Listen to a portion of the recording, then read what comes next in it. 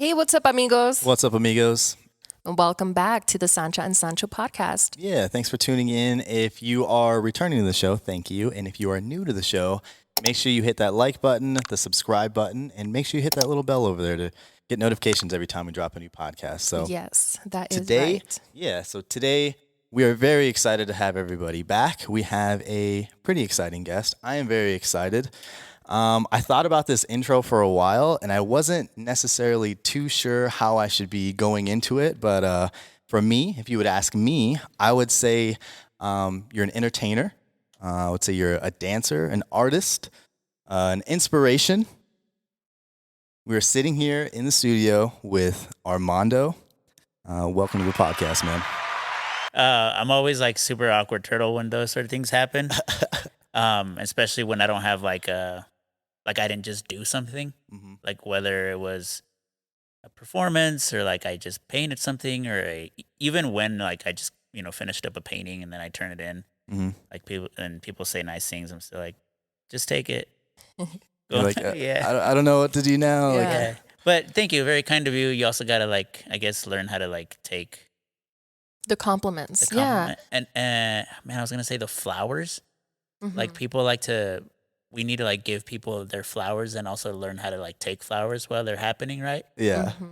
So yeah, very kind of you. Maybe that's like a good like way to kind of segue and start here. But giving you guys your flowers, I can, that's the reciprocity of like shout out to you guys for going into this endeavor and Yeah. putting you. yourselves out there. Yeah. Well, and at the same time, like reaching out, that idea of like asking, right? That idea Yes. of like having the courage to like, and not that you shouldn't. I'm just saying that sometimes social media, the internet, like stories, have like the power to like, no, you shouldn't, or like, Right. or what if it doesn't, right? And then so you Exactly. get caught up in your own story of like if you should or shouldn't. And so I think us being here in this space, hello, and a shout out to you guys listening, is a bit of a story in itself of like how you're putting yourself out there, whether as a listener or kind of here as a speaker. So thank you guys for having me, and thank you guys for putting this together. Yeah, that's awesome. Thank you. Thank you again. That's amazing. Thanks for pointing that out, man. That is that's kind of hard sometimes. I'm not gonna lie. Asking, it feels very awkward. And it's funny because that's actually you're the first guest to bring that up. So, and oddly enough, I feel like at first when we started this, we initially created a list of a ton of different people that we wanted to potentially sit down and talk with. Yeah. You were on that list. Nice. And what's crazy is when we started, like the first episode, we're like, no, we can't ask for these people yet. We can't. Like Yeah. we need to get better. Like we need to figure this out. Like we need to have a better flow. Like For sure. so yeah, thank you for that. That feels pretty good to hear that. So Yeah. Well, and there's like different. There's like I always put things like in a spectrum, right? Like there's a spectrum of like of what you ask too. Sometimes, like I kid you not, like people will put me like in this weird space of like, oh, don't even like even within my family and like close friends are like, don't talk to him. He's like doing stuff. Like I can help you move a couch. Like it'd be nice to like just you know what I mean? Like Yeah. hang out or be like bring value just like in a I even feel weird saying like but yeah, just like in hey, I'm just like the homie here. I'm like your brother or like I'm your son and it's you can bother me and or you're not bothering, I guess is what it comes down to. But ultimately you're just like the friendly neighborhood Spider-Man paint guy. yeah, Exactly. Literally, like that was actually one of the main things that I would definitely say about you is like it's almost like if you're like Batman I of try town. to be. Yeah, I try to be. Yeah, because like Yeah. you have like murals all over town, and yeah, I don't know, it's definitely inspiring because I mean, for me, being a Latina and you expressing and you taking in and putting out the Hispanic culture out there, and I know that you put out different types of artwork, but especially with the Hispanic culture, that's something that's really inspiring to me. So, I mean, Yeah.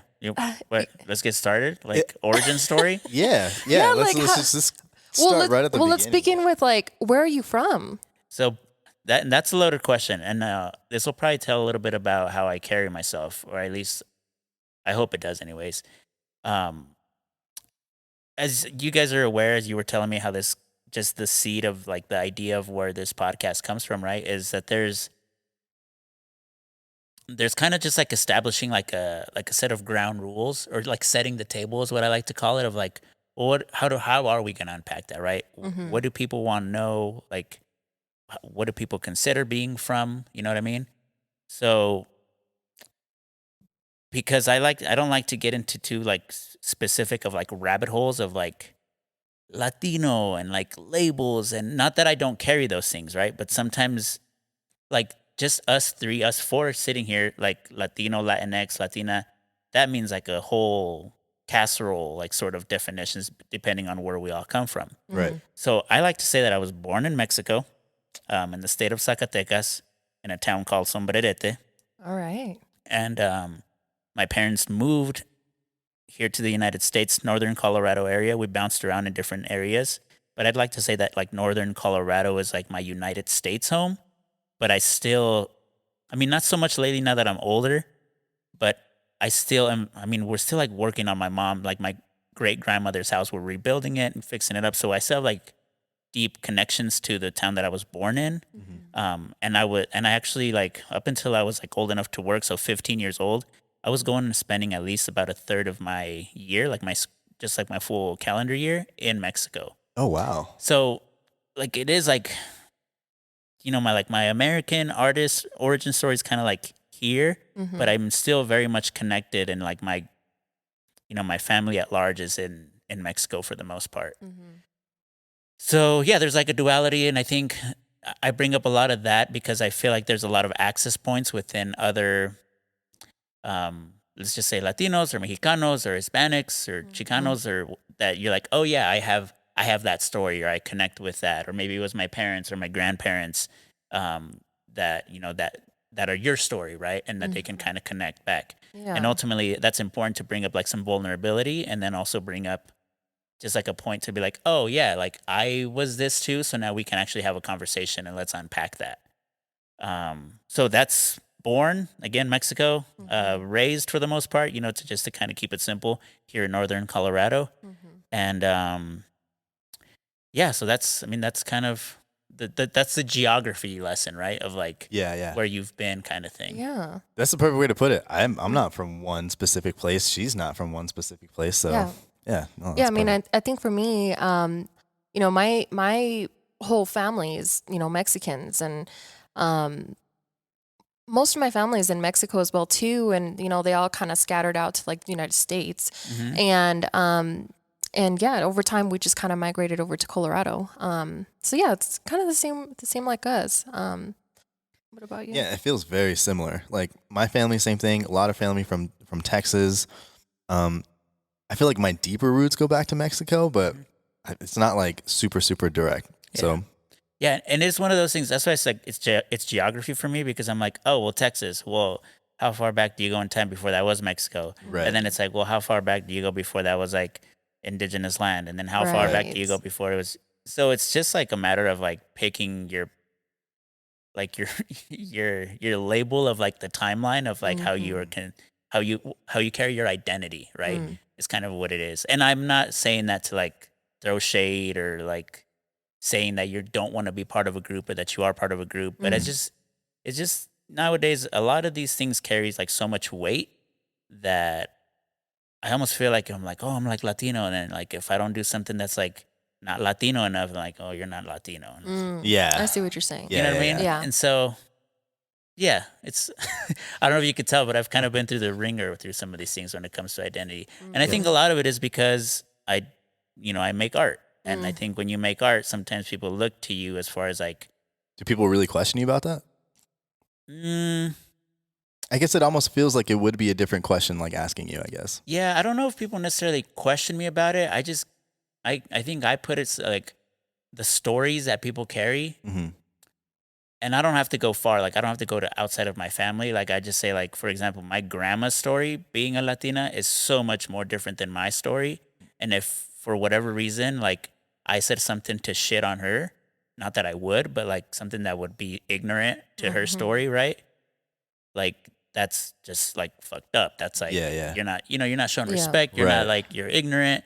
And and so it's more of like me putting that like putting weight on it, and not that it's just because it's me.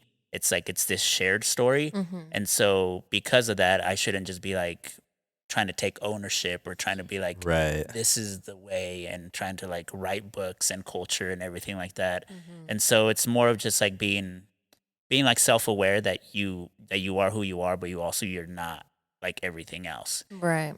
And for me there's like a connection with different generations of like older generations that, you know, I'm just gonna call it what it is. We are sitting here in this really nice room recording a podcast that I'm gonna say like my grandmother would have never been afforded to do something like that. Yeah. So Yeah. like almost like the fight of like having some of these luxuries and some of these experiences, right?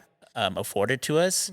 There's a weight that has been kind of been settled or negotiated Yeah, or like fought shifted. for. Right. Yeah, shifted. Exactly. I know exactly what you're talking about because this is actually literally what I was talking to you about the other day. And it almost feels like it's almost like you know that you have this privilege to be able to do the things because you know English, because now you can graduate high school, go to college, now you have this technology. Everything in this world that is put now Right. kind of helped us get to this point Mhm. because of our ancestors or Right. family and stuff like that, the decisions that they made. Right. So I absolutely get like what you're saying with like, you know, with what we kind of do now, it almost kind of pays back to what they've done. For sure. So Yeah. Yeah. Yeah, absolutely. And even then, like, so you grew up all around northern Colorado, like. Yeah. So, this is a great way to connect maybe a ton of like Latinos here in Northern Colorado. Like we came here specifically because my grandmother started working at the beef plant Okay. that's yeah. here in town, Yeah. right? Yeah. And she's still working there. It's 35 years plus. Like Oh, wow. geez. Yeah. that is like her community. So as much as that place gets like crapped on and like, and I'm not here to also to like to glorify it. I'm Yeah. also, it's like it is kind of like this necessary. I don't want to say evil, but you know, this trade off. Maybe so that I could be sitting here, or so Yeah. like so Yeah. a lot of other people can come here and become something else, right? So, so yeah, a lot of maybe people listening here in Northern Colorado be like, oh yeah, that's my abuelito, that's my tío, that's my that's you know my dad's friend or whatever it might be that like at some point maybe went through the beef plant, and so we came here. My mom actually came to visit my grandma. This is '89. I'll try to set up the timeline. '89, grandma came here. My mom came to visit her because we were living in Juarez at the time. Okay. And during summer, like early '90s, Colorado is like super green, like not as populated. Like my grandma took her to Estes Park. Like, you know, in Juarez, it's like super Yeah. hot desert. You come to Yeah. Colorado, you're like, wow, this place is like, Yeah. It's green. yeah, it's like It's green. amazing. It's like heaven. That's like, what grass looks like. yeah, it's, yeah, it's like the Garden of Eden. And so convinced my dad to move here to the U.S., but my dad moved in the winter. My dad was like, you know, Colorado, you get all the Yeah. seasons. So he's like, what is happening? But that's how we got here. And both my parents started working there at the beef plant as my dad, you know, figured out how to like speak English. It's kind of weird because we were just having some people coming into the building Yeah. to take an English class. And yeah, and then kind of just got going from there. Okay.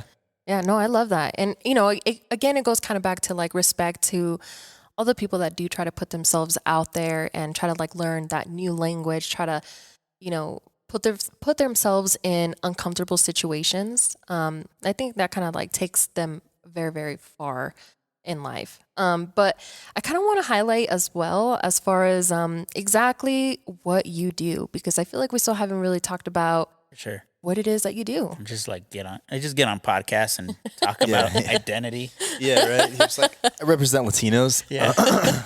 Man, How would you explain yourself? Yeah. yeah, so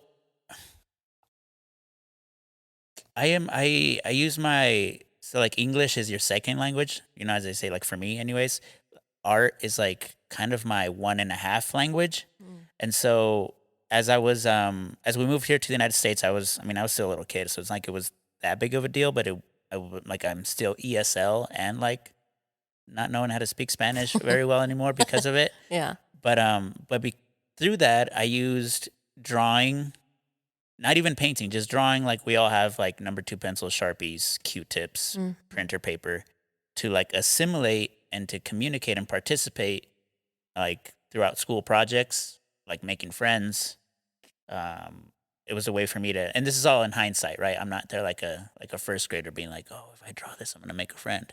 Yeah. No, it was just like something dope. Like Yeah. I would like draw Batman. Kids would be like, oh, that's cool. Like, can you make me one? Like, and that's kind of really like where like the origin story of like making art kind of came from, was just a way to participate, was a way to like, I don't know how to speak English very well.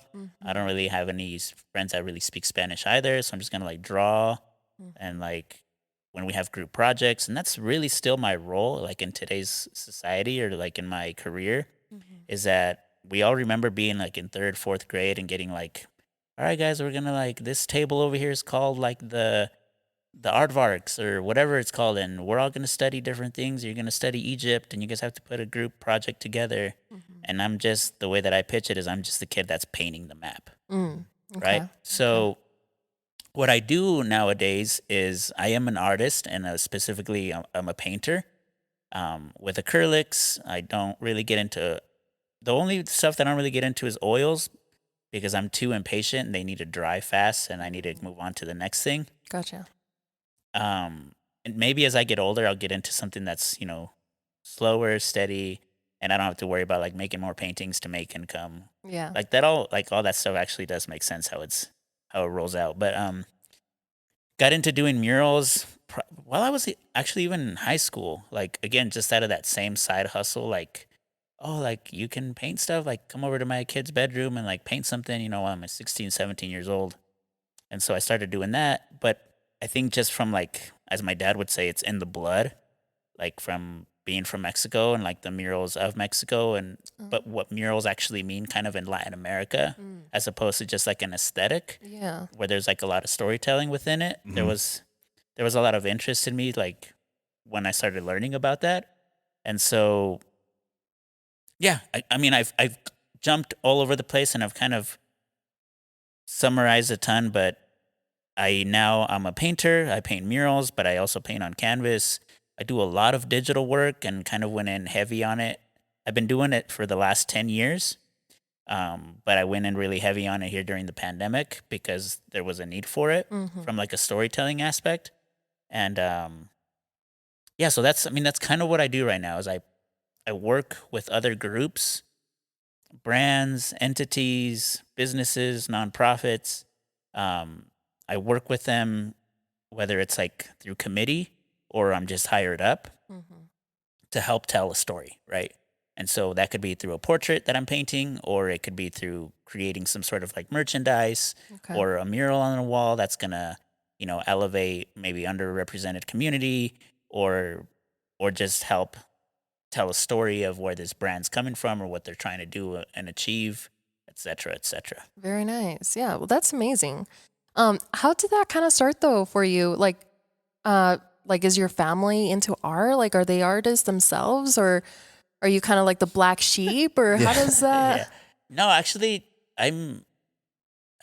again, I think that all this is kind of by default. So I owe a ton of credit to all of my family, to be honest with you. There's probably only one person outside of my family that I like really, really like leaned on and leveraged to like figure out what it was to be an artist. But my dad has a great voice, so he's a singer. But he's also a personality. Like a lot of whatever charisma I have comes from my dad. He used to do radio here in the northern Colorado. For those of you that know and can take it back, it was a KVVS Radio Alegría, and was also with the Tigre when they first started up. Oh, very nice. Okay. Yeah, so he does all of his own advertising now. He does car sales, but controls like all of it, like in house. He knows how to do it. Yeah. So yeah, like charisma, and my dad is also a dancer. And actually, so you guys, we met because of dancing, right? Yeah. So I Right. actually started before I even picked up a pencil or drew anything. I was dancing before any of this stuff. Okay. So that's why it's like 1.5 is like the art is the Yeah. language, because like before you pick up a pencil, before you can say a word, like, you know, as babies, like you hear a beat, you start bending the knees. So it's Right. like that's really like almost like the first expression you start making before you even do anything else. Yeah. I love that. So my dad is was a. It feels weird saying it in English, like indigenous, because I feel like as I say that, like I'm painting the picture of like feathers on your head and like half naked. Like the traditional way. Yeah, yeah, yeah. And Yeah. it was different, and that's probably because of colonizing and all these cultures mixing. But they would dress in all white, and yeah, they would have a crown of sorts. And so he was what's called the monarca, which is kind of like the leader of the group. And they would dance for the Catholic Church in Sombrerete, and that's where I actually started dancing as a little kid. Oh, So okay. where's this stuff coming from? A lot of it's heavy on my dad, right? Okay. Um, backed up and supported with like the fountain of love of my mother. You know what I mean? So like my dad was always like, "Hey, you gotta, hey, you gotta, hey, you gotta, and you're number one, and you better, if you're gonna make toilet paper, then you better make the best toilet paper." Like always like, putting you out there. But like my mom always being like just like this number one support, like just, yeah, outpour of love, like always got you, right? Yeah. But moving here to the United States, like you just owe it to the culture of like, oh, there's a Michael Jackson guy that like makes videos, and you're exposed to those things, and it's on cable TV, and then you go to school dances, and they're like dancing like they get in a circle and do breakdance and stuff. And so I couldn't help but be like, oh, that's like a thing. And then just by default, my uncle was into like the lowrider scene, and he would always buy these magazines called Lowrider Arte. Okay. And so I'd have to stay at his house during summer, and he was like building his bike out and really into car shows. And so there's a lot of artwork that comes in that scene as well. Okay. So I was like always practicing and tracing those things. And he was drawing at the same time, but I'm kind of the only one that kind of kept going. Okay. And whenever I would go back to Mexico, as I mentioned earlier, there was a lot of push from my cousins as far as like creativity. There's a lot of like scrappiness, a lot of like make more with what you have than what most people would think. So there's like a lot of imagination with like when you don't have much, when you're like Yeah. Yeah. from the barrio or Right. Yeah. whatever. No, right. I know what So you mean. there was a lot of that, but then there was also some of my cousins that are like, oh, well, we're gonna be doctors and we're gonna be engineers and we're gonna be architects. And so to see the kind of projects and things like that they were working on, there was a lot of influence there. So through kind of osmosis, through just kind of being around a lot of those things, yeah, I was like going from everything to like from like a Little Rob gangster rap album, like listening to that sort of stuff, to like a Ricardo Arjona and Yanni Yeah. and Mana and Juan Gabriel. Yes. Like there's just this crazy capirotada, sort of mix of like culture and where to kind of draw inspiration from. And then I had my best friend once we moved here to Greeley. His name is Alex Carmona. He's like probably the most like talented artist probably that I've ever met and had the chance to like truly engage with. And we were just like if you were playing football or volleyball or soccer or whatever, theater, right? As you're growing up in middle school and high school, we would just like compete with each other. Like we were like the best of friends, and we would just like, oh, you did that drawing? Like, let me see if I can do this drawing. And so, Nice. yeah, that was kind of where that all of that kind of came from.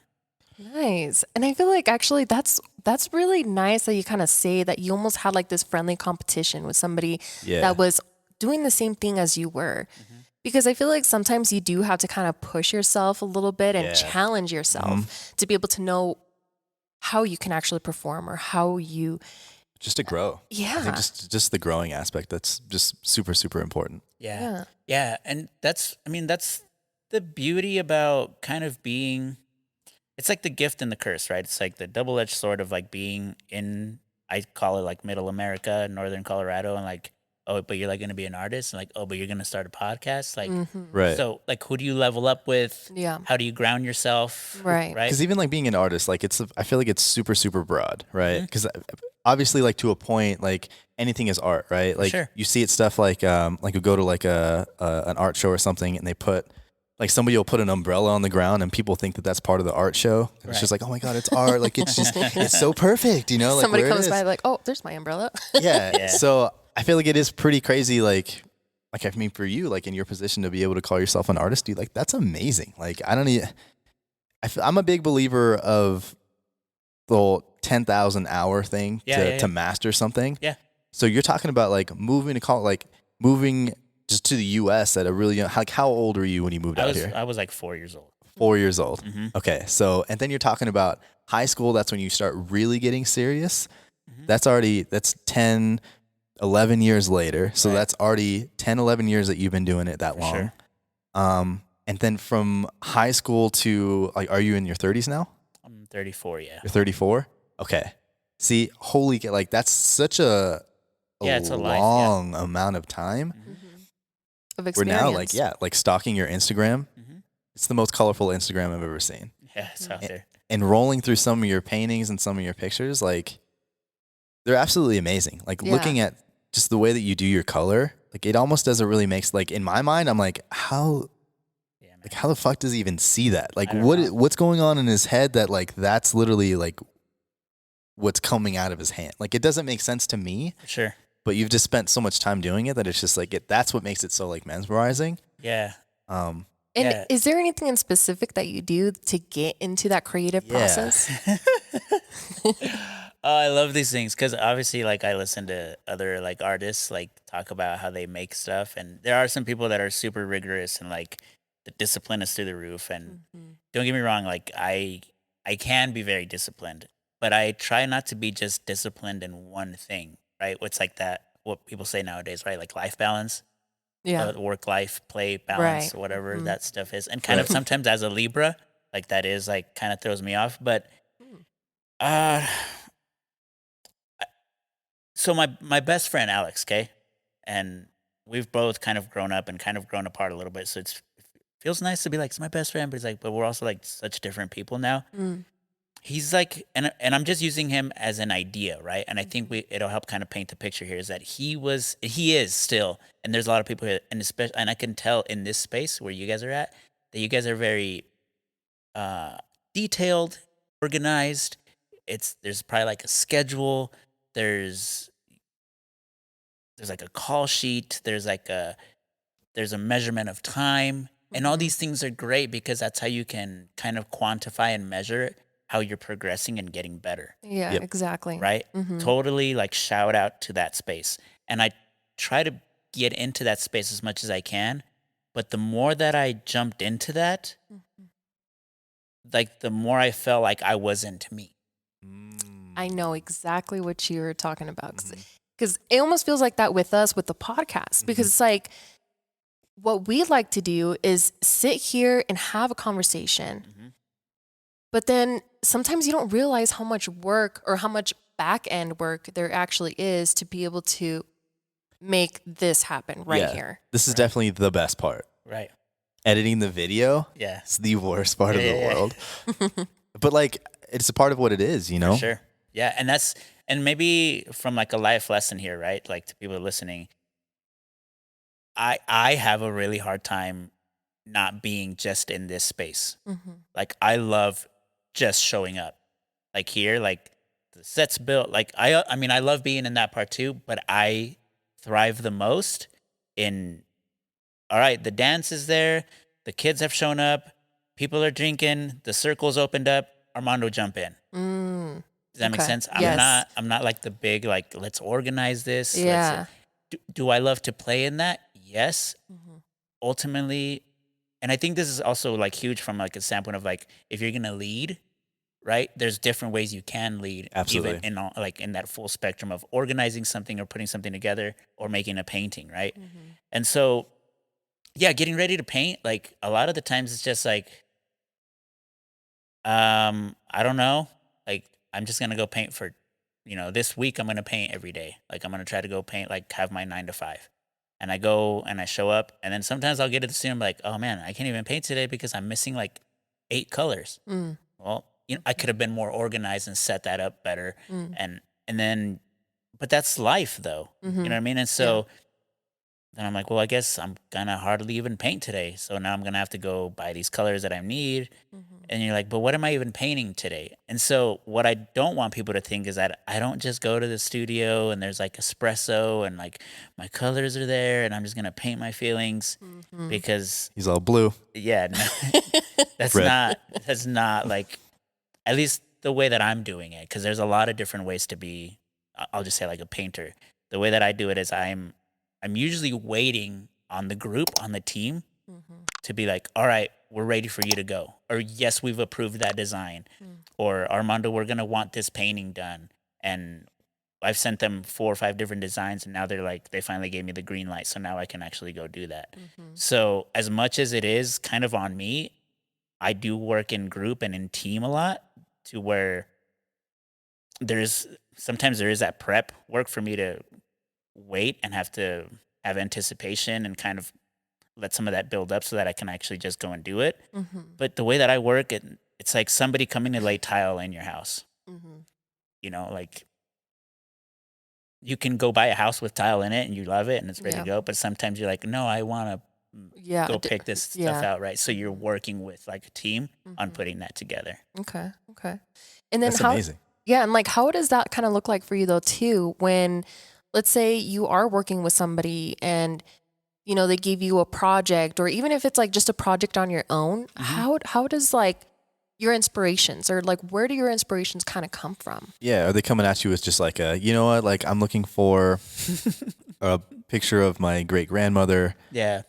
Here's her story. Yeah. And it's just like you just go for it, or is it more of less like, honestly, I don't even have a picture of a lady. Yeah. This is what I'm looking for, a sad lady that shows this in her, like, I don't know. Yeah, for sure. No, so yes, all kinds of different words I just said. It can.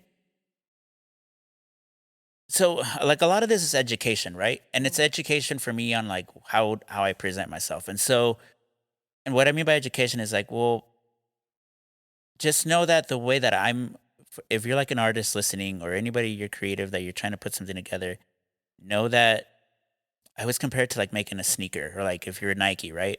Like Nike does all this research, and we can talk about it being like inspiration. Like they do all this research, like market and and people try it on and they don't try it on, and they finally put out the sneaker, like this new one, and then you're like, oh man, that thing's ugly. Like I'd never wear that thing. And then it finally goes on sale, or whatever happens, or your friend finally said, oh, you should try it, right? And Mhm. there's education about it now. It's out there. You've kind of gotten used to it. You go and try on the sneaker, you're like, oh man, actually, once I put this thing on, it's like really awesome. Mm. And I actually really like the color. And so it's like, it starts to make sense why they made it. But there's like an education process that isn't always like as straightforward as you'd like it to be. Mm. I say that all up front because, again, for me, I think it's weird to be like a muralist painting the size of work that I'm painting in Northern Colorado, in Greeley. What does it mean? What kind of questions should people ask? Should people care? Should I care more about the things that I'm doing? Should I not care as much from like an identity standpoint?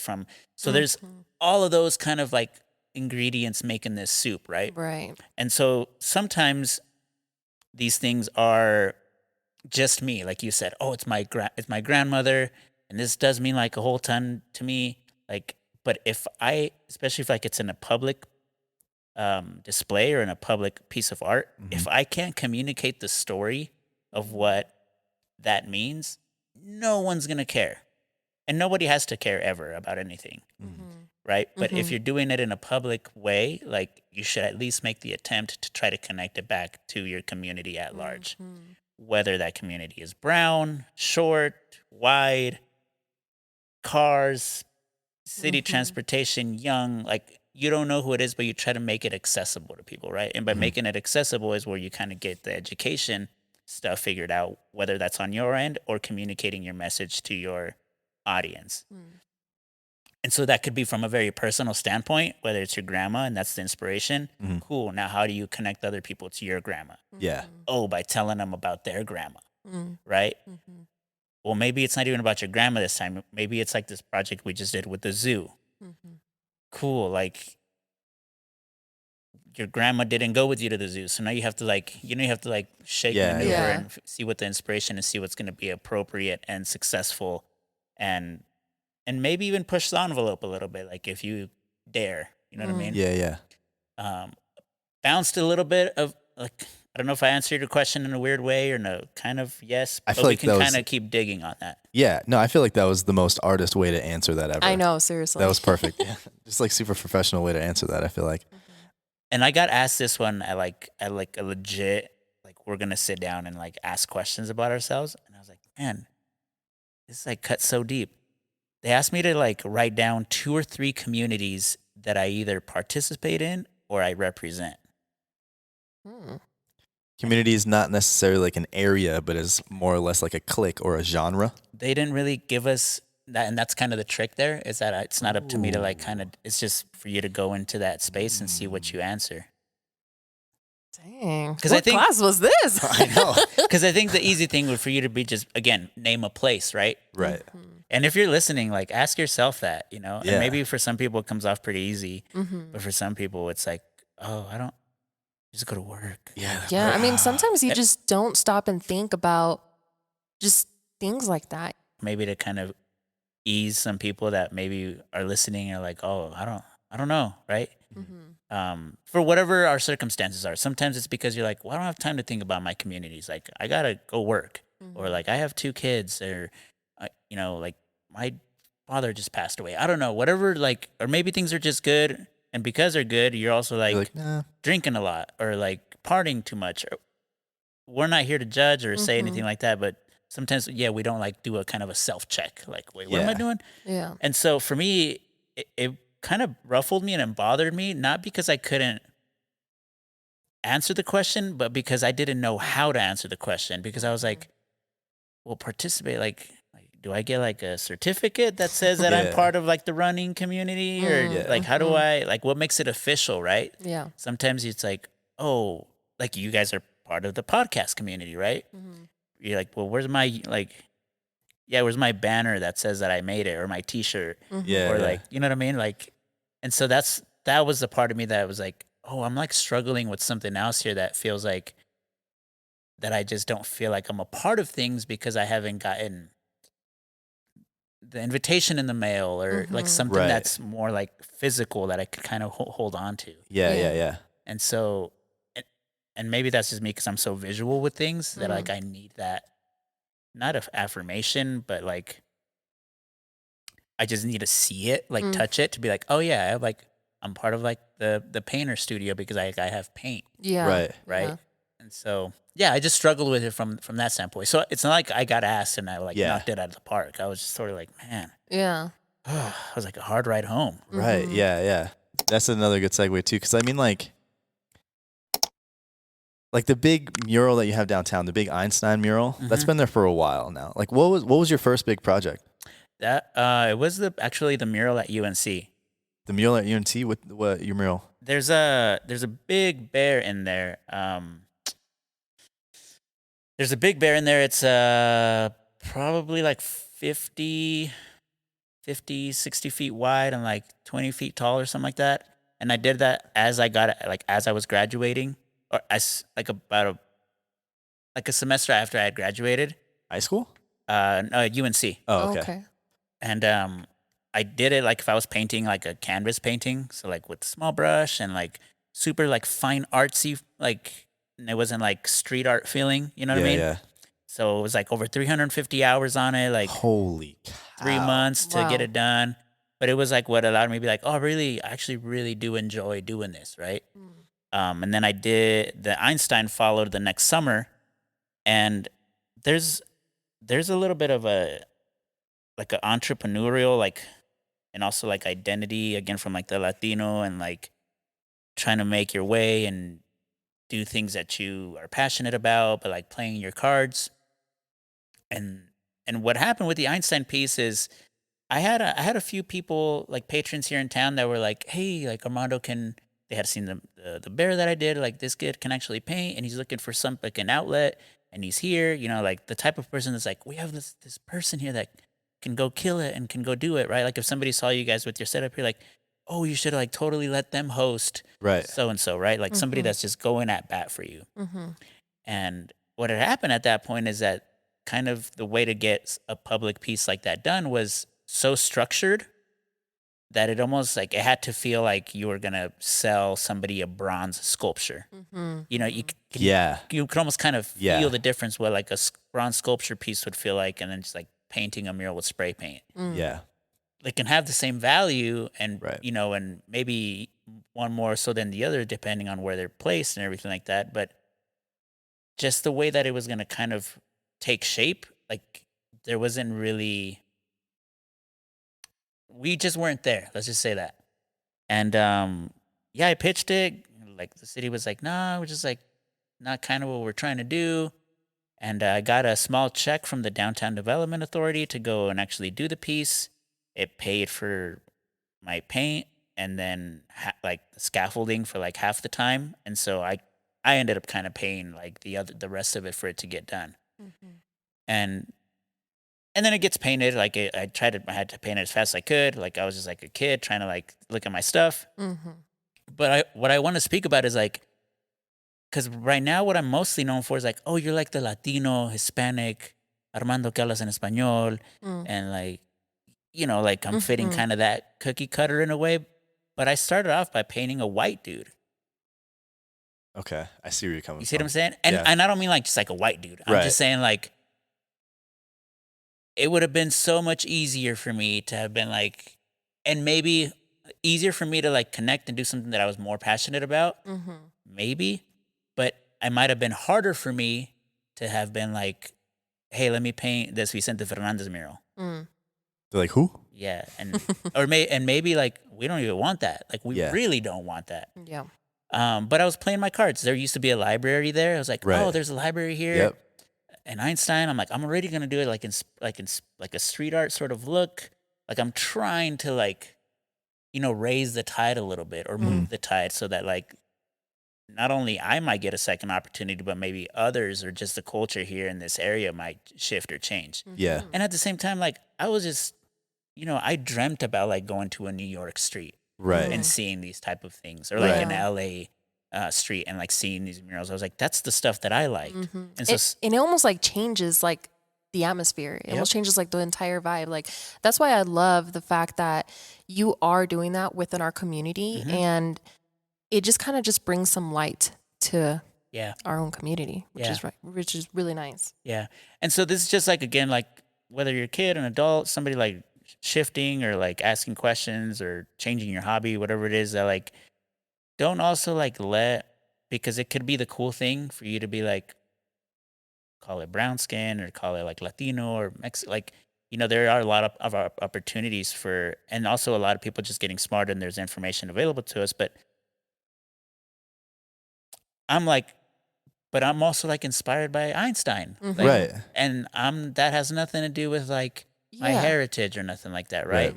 And sometimes the world, and I'm being super vague and like, but like maybe the internet or call it what it is, might be like, oh no, dude, like you got to do this.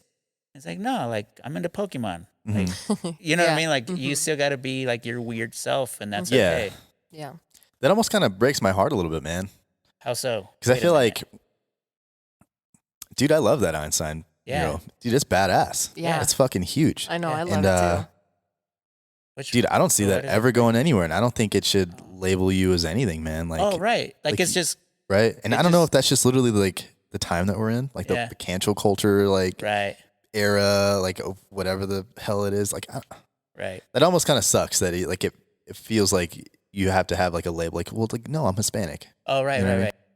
Like I'm just trying to be the kid that I wanted to kind of be around. Okay. Does that make sense? Yeah. Like, or the adult that I wanted to be around, like as a kid, I wanted to see someone like myself doing things so that maybe, I could send them an Instagram DM and be like, yo, how's this like happening? Okay, cool. And then if I wanted to do it and maybe ask some more questions, so just to have that access, right? So like through my failures, through my maybe triumphs or like long stories or short stories or whatever it might be, or just the way that my skin looks, like if that can lift somebody else up, like so be it. And so that's probably the biggest reason why I step into like the identity piece when it comes to like creating. It's just to be like, let's just pay it back to that kid that was like looking for like somebody to be like, yo, how do you do that? You know what I mean? I really like that. I feel like it amazes me that you slipped in there that your 9 to 5 is painting. Right. Yeah. Not really. It's not really. No. Well, yeah. I mean, yeah, it is. That's like I'm an artist full time. Okay. But I'm not an artist all the time or See, full time. So that's what's kind of. Yeah. So, art is your job. Yeah. What's your hobby? My hobby right now, I have a few probably, but like the one that probably brings me the most life right now is just running. Running. Mm. Yeah. Really? I was and then make it real short. I got the crappy version of COVID a year ago.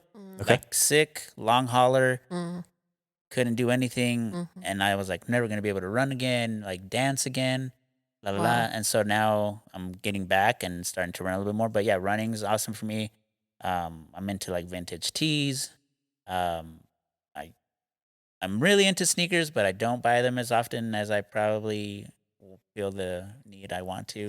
You know what I mean? Yeah. And The trick is just to not go to the store. I know, right? Well, but I like to go to the store. Sometimes I just like to go to the store just to like See what there is. almost like an art gallery. Yeah. Like that is my Yeah. art gallery, to be honest with you. I'd rather just go there and like pick them up, try them on, like, oh, that's what that feels like. Okay, but nah, it's not.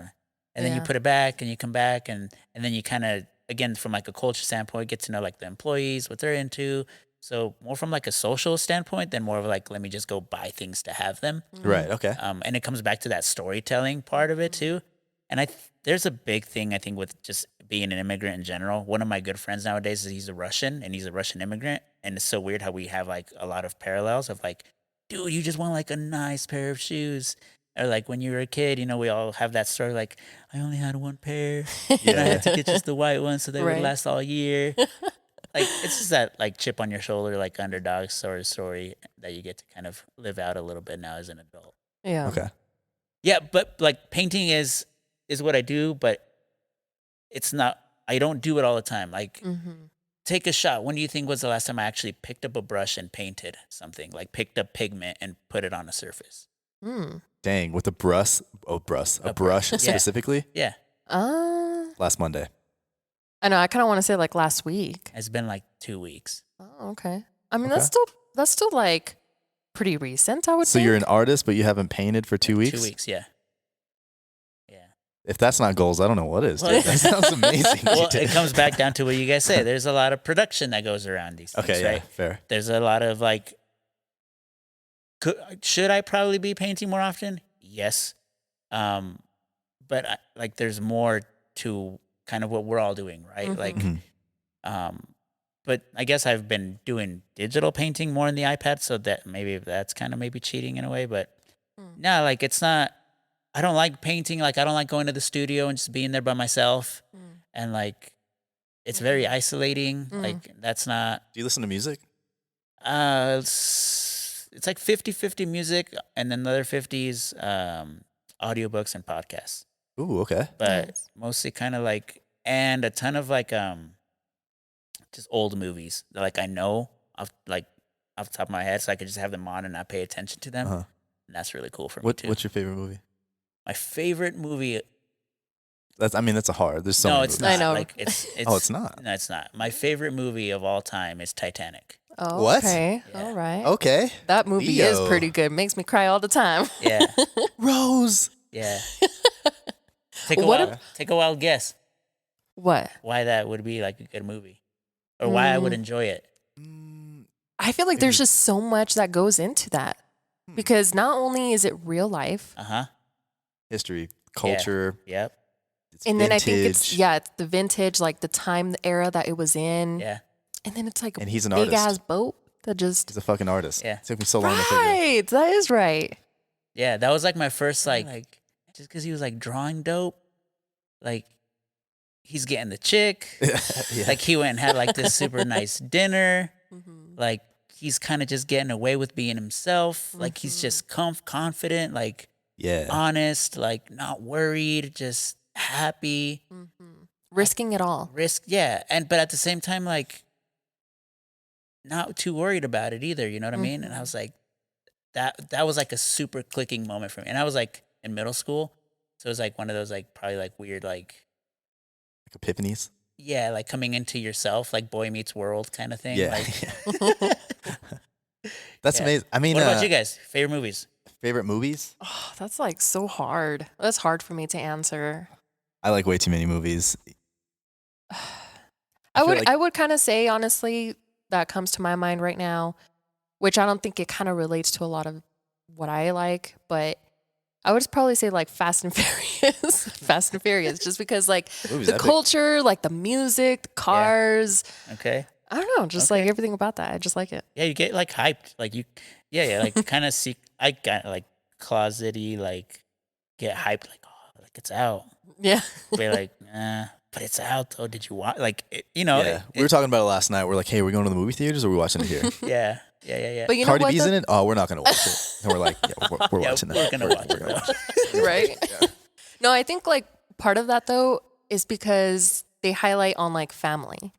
And for me, like I'm very like family oriented and like my brother-in-law, like I don't know, just like he just introduced me a lot into cars, like Supras, GTRs, like just like really iconic cars, and I feel like just that movie kind of like resembles all of that, and it's like like I don't know. Yeah, so it's probably a lot of coming of age Yeah. for you Exactly. there too. Yeah. You? Yeah, definitely a timing thing. I was hoping you were going to ask me.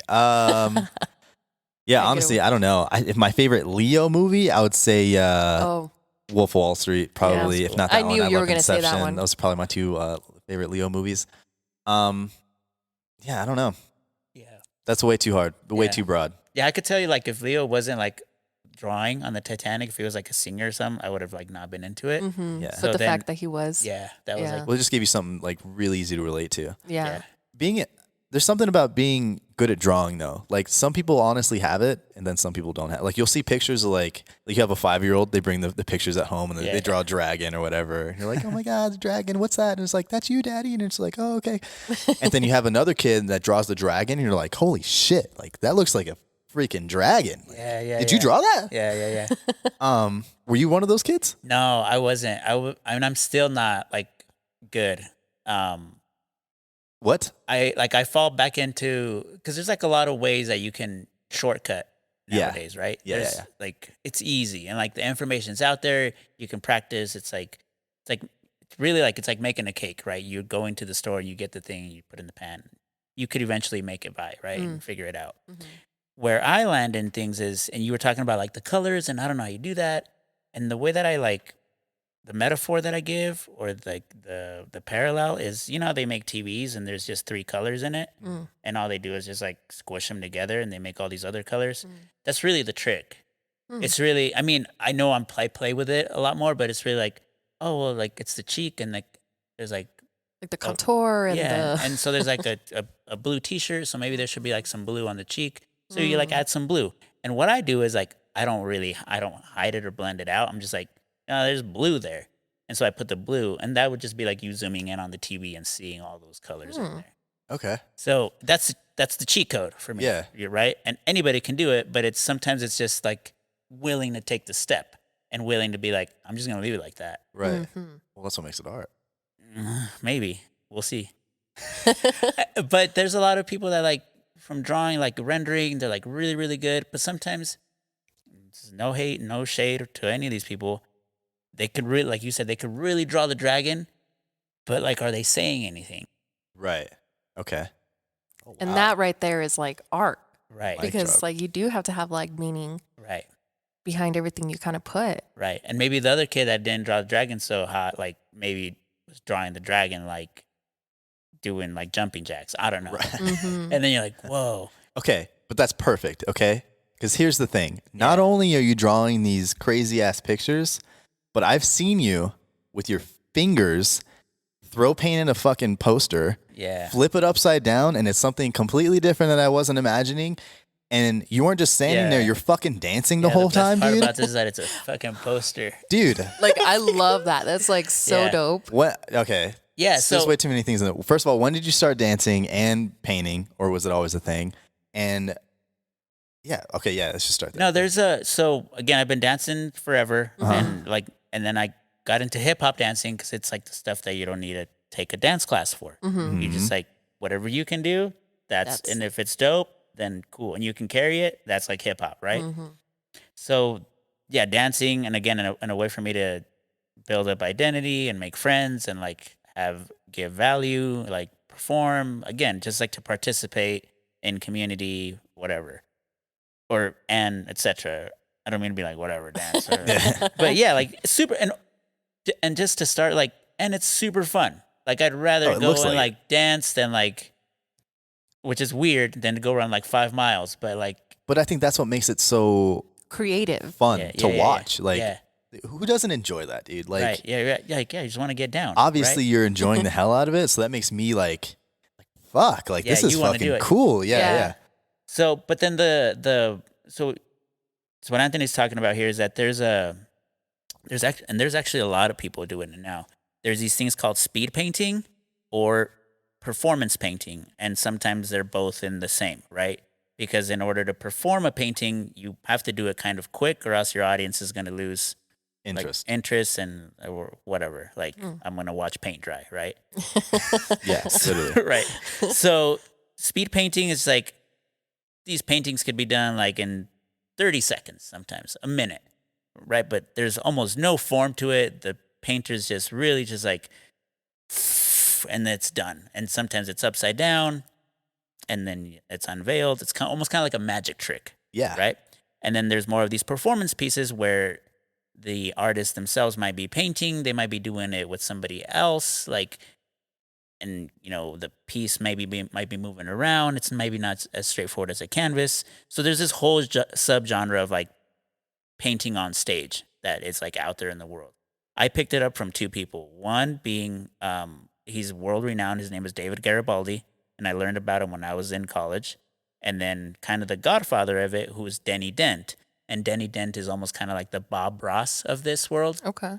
And he was more like schizo, like, has the kind of the crazy fro hair and was like just kind of all over the place.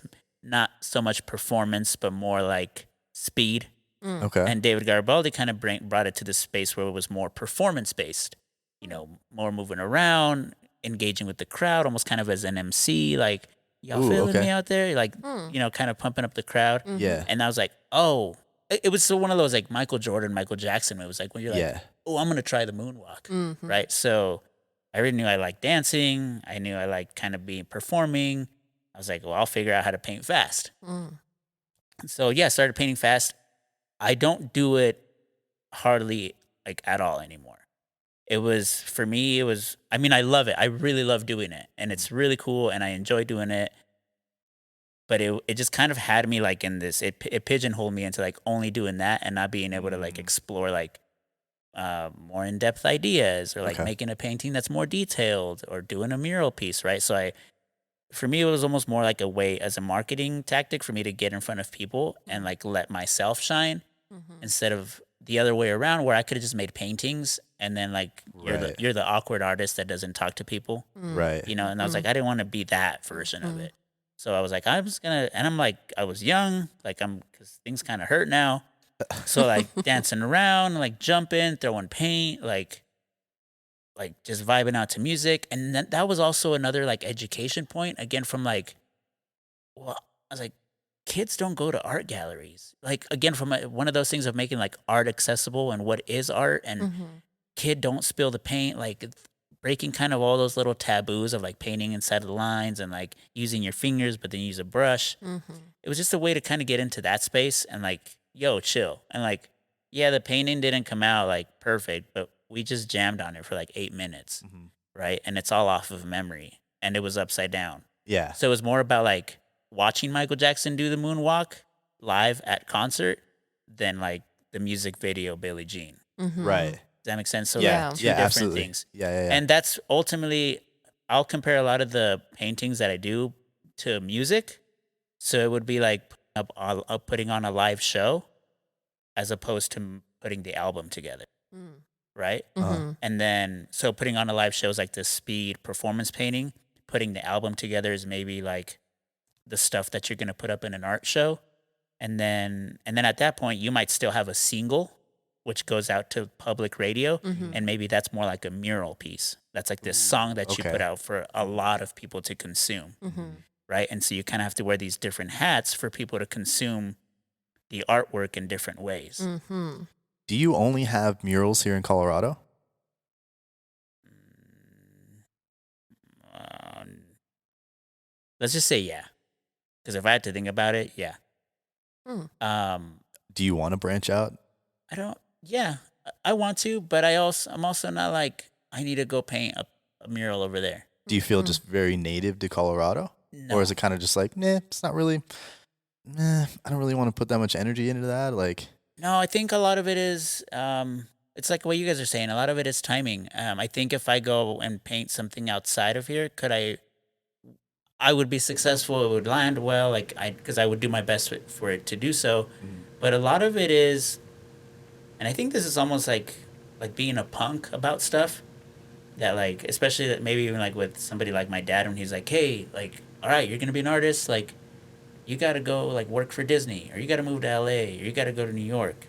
And a lot of it, I think right now I'm kind of just being stubborn and more like, dog, like if I'm good, I like, just and want if to be it's meant to independent. be, like they'll come find me, Mm. and some of those things have happened. And this feels weird to kind of bring up, but it kind of, hits it on the head. Like, yeah, like got to do a project with Target last year. I saw Wanted to that. bring that up, yeah. Yeah, I got to do a project with Modelo just here earlier this spring. Ooh.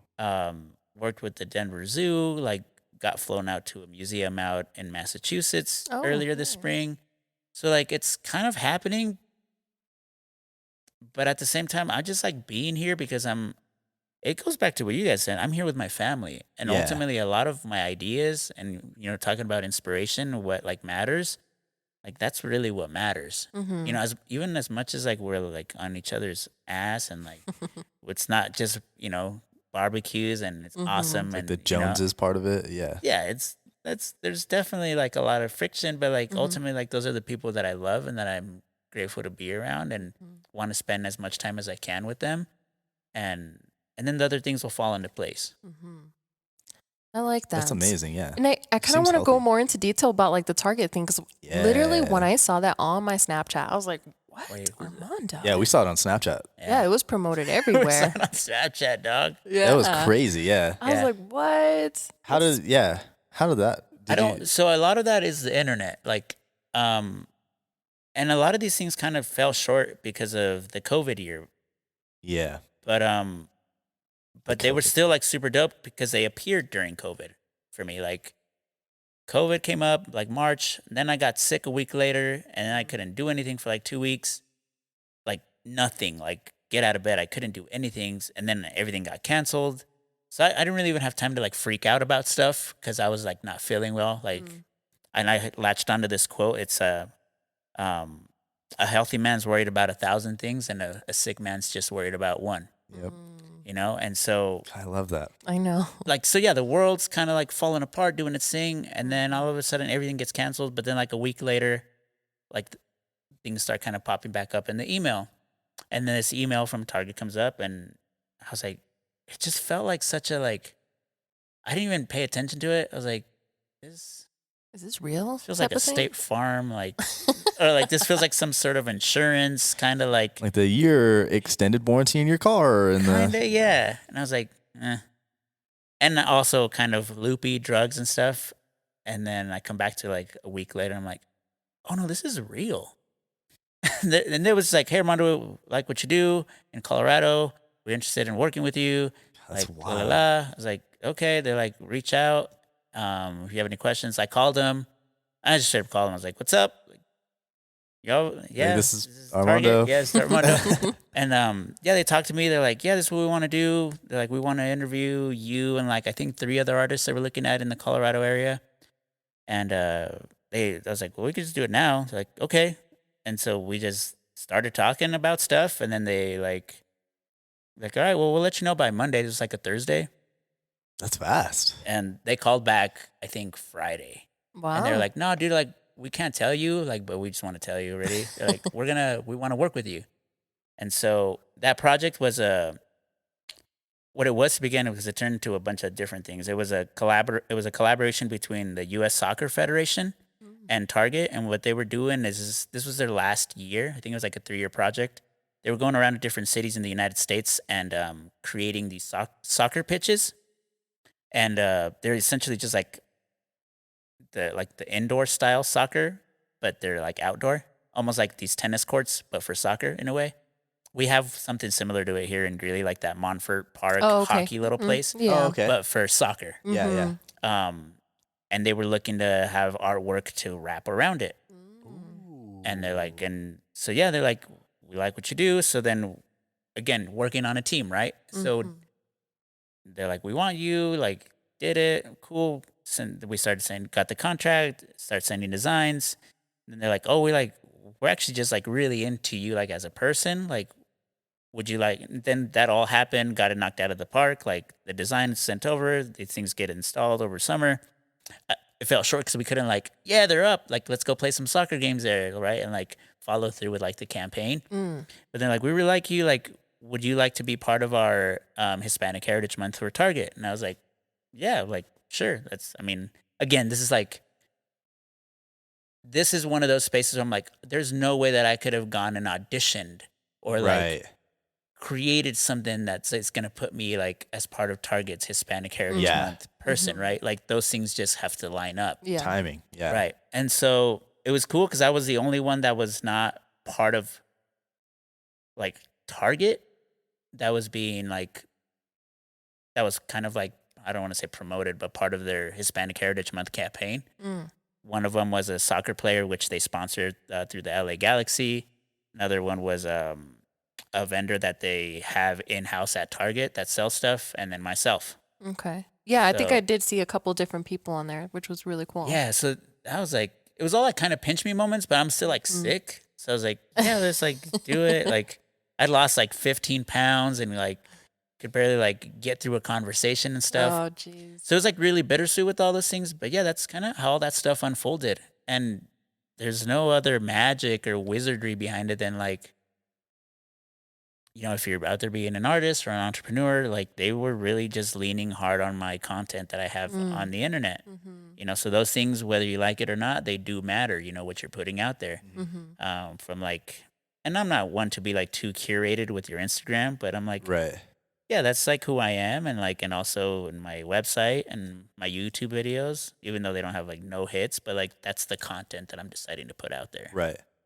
Honestly, you couldn't have said that any better. Yeah, and I actually want to kind of like ask you, for anybody out there that is like becoming an artist or trying to find their way in the art world, what's maybe like a good piece of advice that you can give them? Well, first, I would want to ask them. I would want to ask them a few questions, right? And almost kind of like how I asked you guys questions. I would probably want to ask them questions more than actually tell them anything, unless they wanted me to tell them specifically, like my opinion on things. But I would first ask, like, why do you want to be an artist? Like, and not, and then once you answer that question of the why, calibrate that. You calibrate your life according to that answer, right? And so, because you can be an artist like you could, like how I was doing those live paintings, you could just paint really fast and that could be your bread and butter, like to, you know, your thing, yeah. Yeah, that could be it. So is it like fame? Like, do you want to be known? Do you want to travel? Do you want to like meet someone? Do you want to be in a certain space? Like, you know, what do they call, like you want to hit certain checkpoints, you know what I mean? Like within, do you want to be in the art world as an artist? Like, I don't really consider myself to be too, like a part of the artist community as much. I'm kind of like playing over here, like left field, right? It's like I was a soccer player, but I got hired by the football team to be the punter instead of like continuing to play soccer in a way. Okay. So there's a lot of different ways to do it that way, right? And I also look at my career and the pathway that I've chosen as more of like a performer. And that was like super pumped that you picked it up to begin with there, because I do have to put it on. And not that it's not sincere and not that I'm being fake or nothing, but it is something that like I have to, like, it's like going to work, right? It's like you turn it on. It's like you get, or if you were going to go race, like, Right, yeah, you get clock amped. it in, Yeah, you man. clock Yeah. in, right? You check in. This is who you are. This is what you're presenting. And and part of me being like a Libra, being a little bit of an introvert, like it like I get tired, and those things happen. That's why they call it work at the end of the day. Mm-hmm. But ultimately, though, like whatever it is that you're gonna do, like even like the way that I'm going about doing it, know that it's gonna take work. Like it's gonna manifest itself in one way or another. Mm. And just because I haven't picked up like a paintbrush in the last 2 weeks doesn't mean that there isn't work. And maybe there isn't work. And maybe the work is just you being present within your family. Mm. Maybe it's like taking care of yourself so that when that opportunity comes, or like, you know, cleaning out your closet, or like whatever that thing is that gets you in your mental and your physical space, so that when those things present themselves, it affords you to be ready Mm. or to continue to stay ready. Like you got to do that. And it's really hard too, because only you can kind of be, In control of that. yeah, like the mechanic of all of those sort of things. And then making those decisions on your own. And then if you have the bandwidth, the community support, the trust to build up a team of people Mm. that can support you in that journey, Mm-hmm. right? And that can mean I don't like when things get left said just like kind of vague like that. You're like, what do you mean? Like Power Rangers? Like, how do I build a team, right? Like, it could be a lot of different things. It could be maybe you hire somebody, you know, or maybe somebody hires you, right? It's could be how is it being like what are the dynamics of that? Maybe you don't really hire anybody, but you have somebody that you bring on like per gig, right? Mm-hmm. Maybe you have an intern. Maybe you just have somebody that's going to go 50-50 with you. And I know this is going to sound crazy, but maybe you just don't want to deal with any business stuff, but you want to be an artist. You're going to go 50-50 with somebody to sell your work. Mm-hmm. So you can only be like, if you really just want to be in the studio by yourself with an espresso, you know, eating your ear, whatever, like weird artist, like I'm like trying to like really paint that picture of like somebody Right. being like a Van Gogh or something. Mm. And if you're okay with like giving 50% of your shares to somebody else so that you can truly be exactly what you need to be, Mm-hmm. and do that. Mhm. And that's part of the team. And maybe the team is, maybe you hit the lotto, or maybe you have money, or maybe your grandma left you a house or whatever. Maybe your team is just to like hire out 10 people because you can. Mm-hmm. Like everybody's circumstances are different, Mm-hmm. but I think first like leveraging and betting on yourself, and then after that, you know, surrounding yourself with people that want to do the same. I love that. But then don't be upset when they want to move on. Like continue to then now you be supportive of them. Right. Like it's like that reciprocity, right? Mm. Like don't think that it's just gonna be people to put you up here on first place. Right. And then 'Cause- that's it. And they'll be there forever. Right. Yeah. Right. Dude, dude, that was on the nail. You just Yeah, hit that no, on the seriously. nail. And it would be, Yeah. I feel like it would be wrong not to touch base on it, but I feel you said that so perfect. I feel like a part of what makes you so successful is that you've created a successful process. And it seems like that's really what's working so well for you. And I feel like that's what makes your career flow.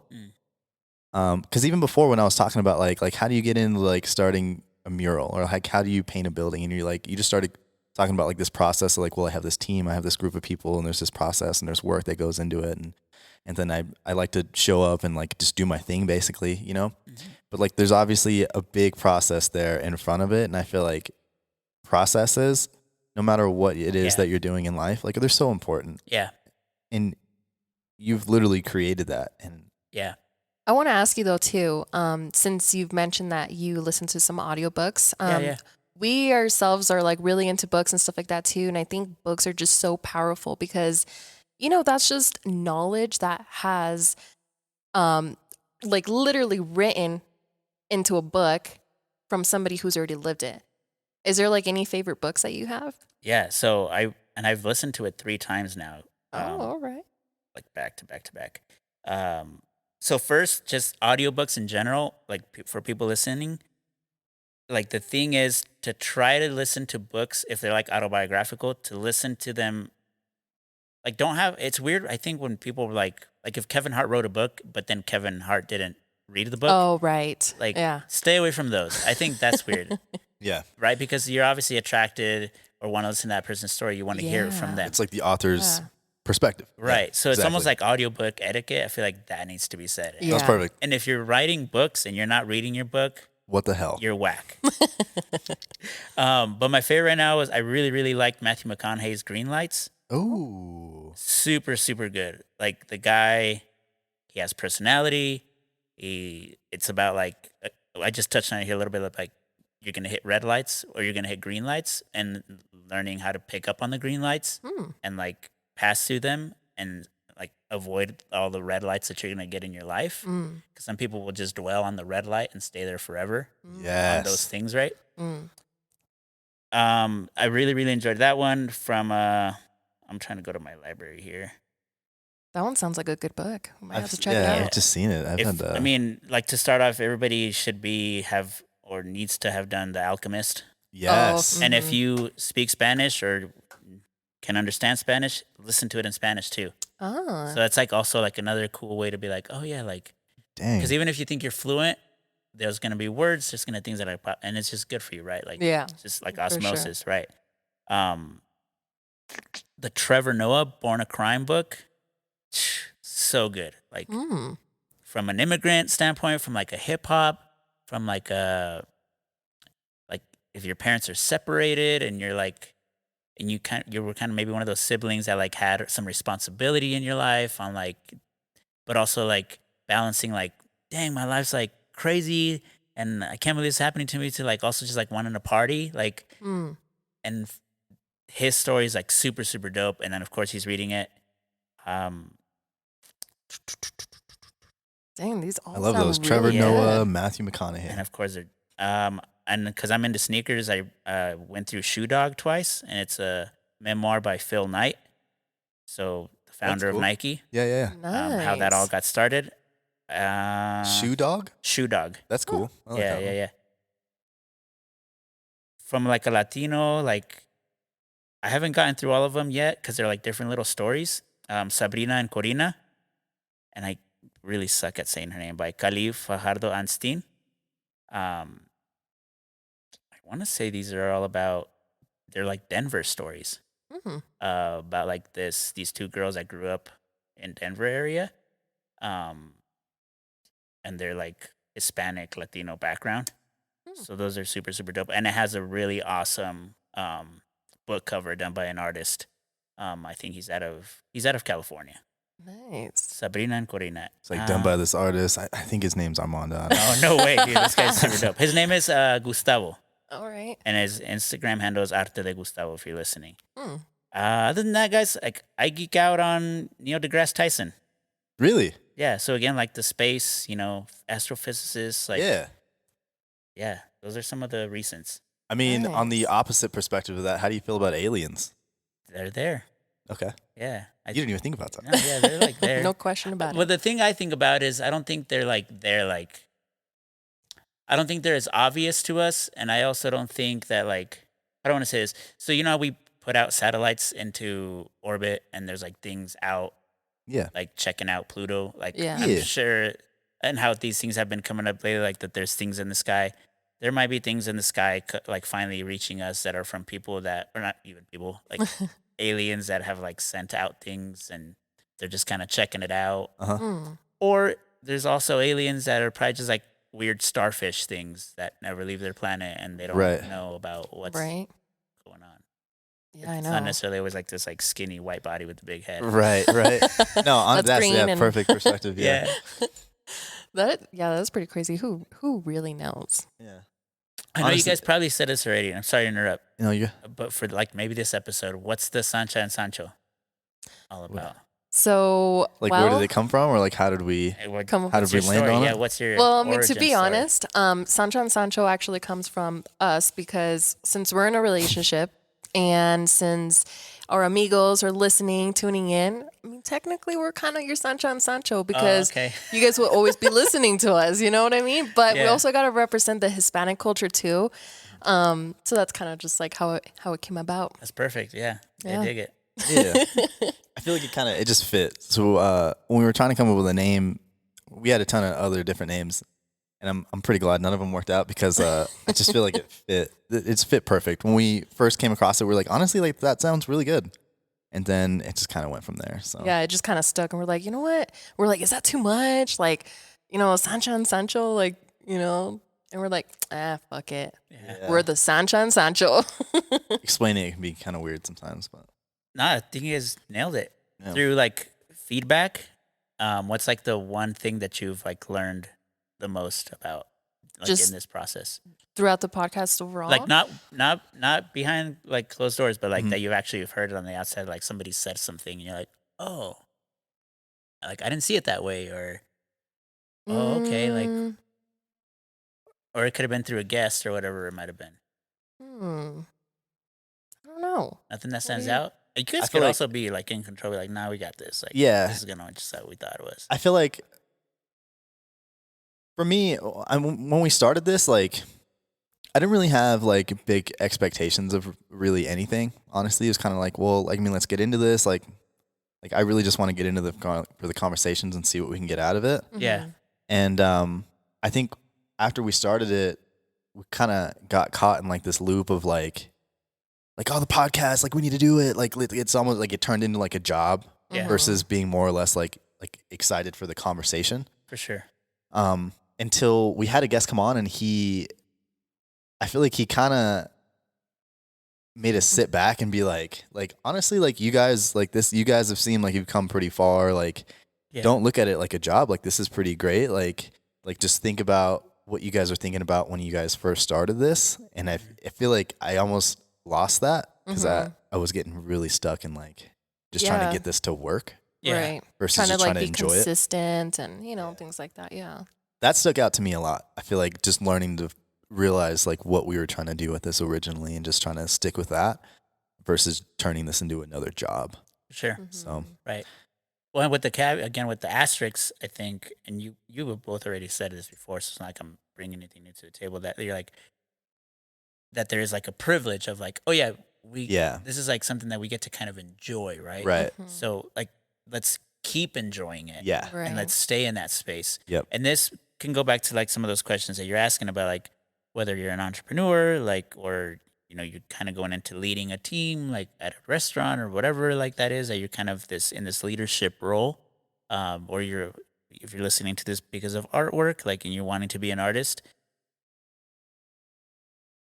know to like when to be like kind to yourself. We're like, looking at your shirt, like that it's not always like doom and gloom when the grind and like 17 hours and you got to be there every day. And like, sometimes you got to step back, and it's corny and all the corn, all the cheese on this next statement. Like, sometimes you got to look back or step back and look at the painting that you're making, right? Like, get away from it, look at it and be like, oh shit, like this is like dope. Yeah. Mm-hmm. And like, let me just actually like just look at it for a sec. Let me just Yeah. be in it. You're the mouse in the race. Just stop. Yeah, Just yeah. look around. Yeah. Just like, what the hell's going on? For sure. But I think also just being like appreciative of like what you're doing.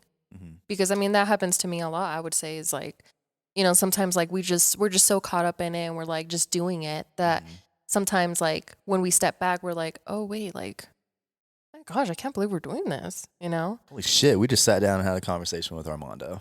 Yeah. I don't even know you guys. I know. But like, well, Yeah, no, like- but I think I don't mean that to be like weird, Whoa. but it is true. Like, we don't really like know each other. No, really. Yeah. And this is part of like, but this is part of your, I don't want to say this. This is part of your vulnerability as like if somebody's selling tacos, like you guys just sold me your taco, right? And it's like, and we're like eating it, and like we're like Mhm.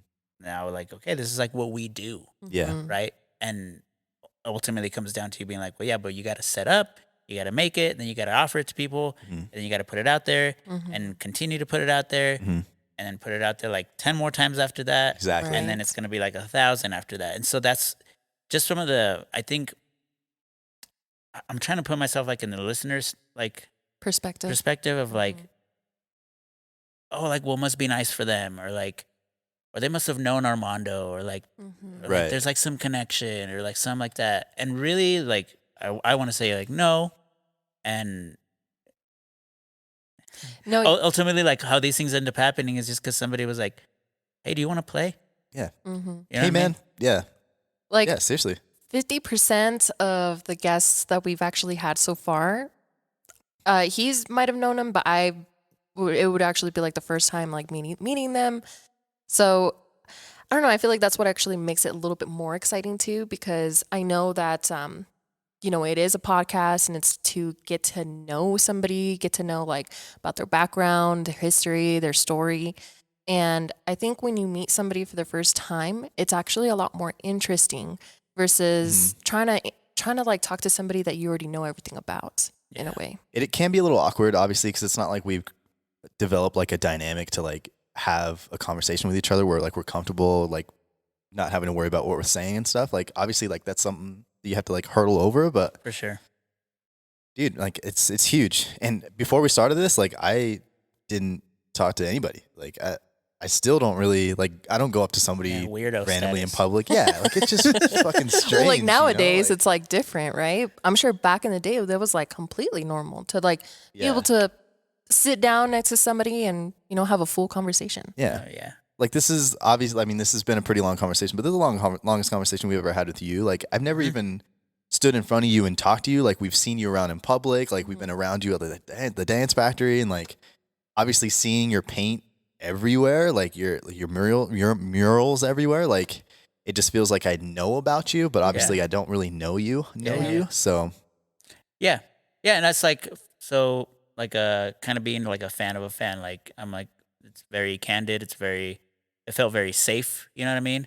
So, it's important for me to almost kind of give a bit of a review as we're going. So like, as people are listening and kind of figure out what it's like, I think it's also important for people to understand how guests are treated, and not just here, like just in general, like how are things going? Like what, and not that everything has to be like, yeah, like a Google review or nothing like that, but it's like, I think that's kind of what this is about, right? Pulling like the curtain back and seeing what's going on behind the scenes. yeah, Like, how do these things work? How do they get put together? yeah. And yeah, I think I just, And then especially not knowing you, I think that makes us more curious because I just want to know, man. Like yeah, like how like that's your career. How the fuck? yeah, yeah. It's really, for me, it's.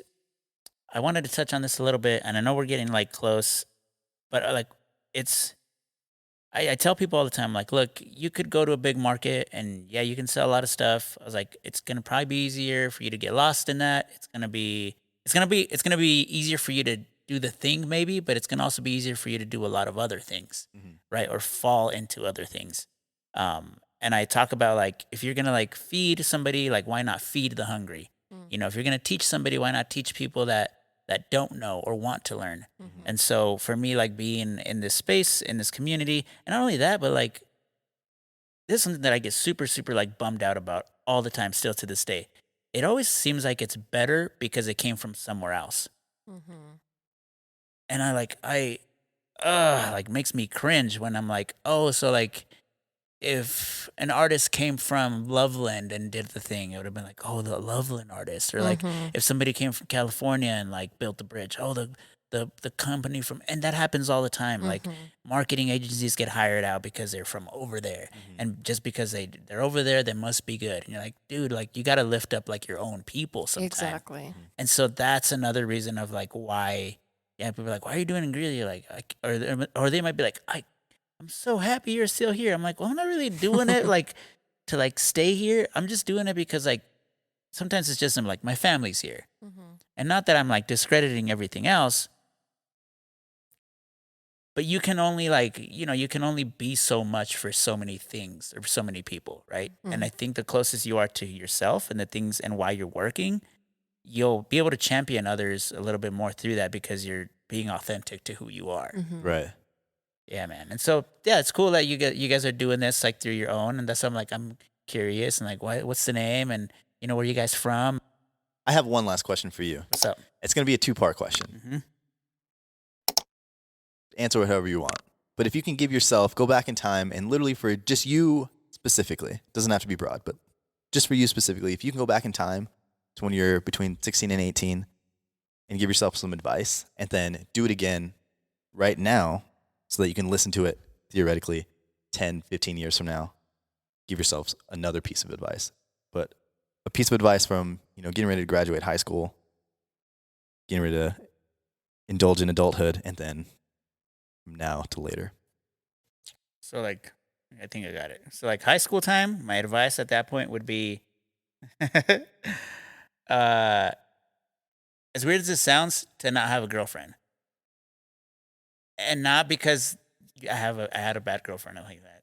It was more because of like it consumed so much of your energy that like I'm like, oh, I could have done like a lot of other things, because I was like, oh, I want to be like a boyfriend, like you were playing that role and like be like knowing somebody so young, I think it would have just opened up like a door for like me to try other things, like just or play another sport, whatever that was, and I that sounds so weird, like kind of cringy, but it's just like, no, dude, just relax, dude. Like you don't even know what you want. Yeah, discover who you are a little bit. Exactly. Like go Just go look in the mirror. yeah, go like run or go play soccer like in a club or maybe at that point maybe yeah, like maybe not be so committed like so early on. Maybe that's what it was. And that's not even necessarily like a relationship, but don't be so committed to like a thing like so hard. Cuz like I even got into like yeah, that was probably not very fair, but it's what ended up taking a ton of my time, like when you think about it, like from like a Hispanic Latino dude, you get your yeah. And so maybe it was like to not be so committed and try theater like earlier on, because I did theater, but not until my senior year. And at that point, and not that it was too late, but I was like, again, I was like already committed to what I was, and that was really fun. And then getting out of college is that the next phase you're asking? Just right now. Oh, just Literally, right now? just give yourself a piece of advice for right now that you think could be handy for yourself in the future. Oh man, there's so many things I could tell myself. The first one that comes to mind is to drink more water, and then after that is just to like be patient and love your parents more. Honestly, I'm glad you said that. Yeah. Because I wanted to jump in on it. If I'm going to give myself a piece of advice that I need to listen to is I really need to see my parents a lot more. Seriously. Yeah, and I see them already like no joke. I call them every day, like in the morning and at night. I see them like 3 or 4 times a week. But I think I could be even better about that time that I do spend with them. And siblings and like knowing my role like within my family. Not knowing it, but like embracing it, like being more open and vulnerable and like accepting of what that is. Because I think people like, whether you like it or not, like look to you for certain things and not like for help, but just like look to you for like, Yeah, like laugh. you almost You like play a fill a role, role. in Yeah. different type of things. Yeah, I mean, because I can kind of relate to that because I'm a middle child. So I feel like there's different roles in my life where with my older sister, it's different compared to my little sister. Yeah. And I feel like, some of my experiences or, just I guess the role that I play, it's just really different for both of them. And then even with my parents too. Yeah, but I could also shout out to all the people doing things all the time for different people. It feels like it's just like never ending, right? And it could be like, oh my gosh, like, what do you want now, right? Like now somebody else is texting me, and now somebody else is calling. That's like all love. Sometimes we don't know what to do with that love and where to place it, and like and how to then give it back. Like we can be just takers of it, and then we get overwhelmed, and almost just the only way we know how to react to it is like to get like upset, like what the fuck, like I just it's like, well damn, I'm sorry, like we just wanted you to come over for the barbecue, or we just wanted like, oh Yeah. yeah, that's right, and so yeah, I think we could just be more accepting of love and like giving it, like and being aware of how, like its different shapes and forms that it's kind of arriving in. Yeah. No, that's perfect. Overall, just thank you for like giving us your time and coming Yeah. here onto the podcast. Like, Yeah. truly, we are like huge fans of yours, and Seriously. honestly, like the artwork that you put out there is just truly inspiring, and you know Yeah. that's one of the reasons why we wanted to have you come on. Thank you so much. Very kind of you. I felt weird coming into here because I didn't have anything to like promote, sell, like talk about like as of like recent like an event kind of thing. But if you guys do want to like check out some work, for if like you're listening,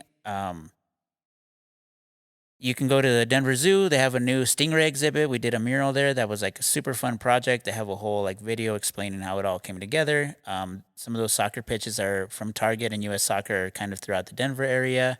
Out here just trying to like paint the world. So Right. thank you guys so much. Hopefully maybe we can come back and talk about some things. Hell yeah. I hope you guys are well out there. Treat each other kindly. Like people are so weird right now that like all we need is just a little bit more love. Thank you for wearing that cool shirt today. Absolutely. I know. Thanks, man. Yeah. Yeah. No, Well- I admire the hell out of you, man. Seriously, love the inspiration. I feel like I admire you more just from hearing the fact that you have like an amazing process. I mean, that's what I'm taking out of this is your prospect or your processes. Sorry, and you're so down to earth, man. And Like- super humble too. I love it. Yeah, it's like no room for anything It's else. Like, killer, dude. It's amazing. it'd Like be weird if it, you know. it's hard to expect a personality from anybody, like especially when you don't know them. Yeah. But Mhm. I mean, super easy to talk to you, dude. So thank you again for the time. This was great. Yeah, So I hope so. Like, I hope we like run into each other, like getting a taco somewhere. I know, or right? Pizza. I'm And sure. that's why, like, yeah, you just gotta imagine if you were like weird and then you like ran into each other again, and then like, It's like oh no, kind of weird. yeah, It's like, I'm just pretend I don't see them. put No. my mask back on. yeah, yeah, Aw, seriously. right? If that's even a thing still. Right? Fuck, man. Are no, we this back? is great. Are we back? I think so. That's what I keep asking. That's my question. Ask everybody. When was the last time you wore a mask? Uh, There we Dun, go. dun, I think we're dun. back, bro. yeah, I feel like I think we're asked pretty that, close. like in layers. Are we back, Jenny? Yeah. I think, yeah. I know I am. Have you gone to the theater yet? No, Oh, You're not haven't. back yet. we're talking about Fast and Furious. Yeah. It might be the thing. I know. Yeah. That's it. I mean, the carnival. That was too, my coming excuse up. to go to the theater. I was like, how long is it going to be here? Right. We need to go now. 'Cause Right. It's not going to be here forever. Then you're back. You're like, I'm back. You know Yeah. what? And then the Stampede here in about a week. Word. But that's outside. Like the theater. Oh, okay. Yeah, I see. like you're Okay. inside. Fair. Yeah. Fair enough. So cool, guys. We're almost. Well, I know that there's other people going to bailes and whatnot, so I know They- that they're back. Those guys had never left. It's always been a thing the Yeah, whole for time. Sure. Gotta love it, man. Well, thank you so much, amigos, for tuning in today. And make sure that you guys check out Armando's Instagram page. Yeah, that's easy. Follow him. What's your Instagram name? Ready for all the cheese again? Artmando. And like it's like a bigger thing. It's the art one man can do. That's Art, dope. Artmando Silva. That's so dope. Perfect. Yeah. I love that. Almost like it was meant to be, dude. Yeah, I it's know, weird. right? Seriously. Yeah. Like thanks, Dad. Right. Yeah, seriously. No, that was perfect, man. Thank you again. Don't work too hard, man. Yeah. I love it. Keep okay. doing what you're doing. You got it. All Well- love. Thank you guys. Yes, thank you. Thank you, amigos. And make sure that you guys like, subscribe, and what else? Hit that little bell over there. Make sure you get notifications every time we post a new podcast. All right. Until next time. Thanks, amigos. Peace out.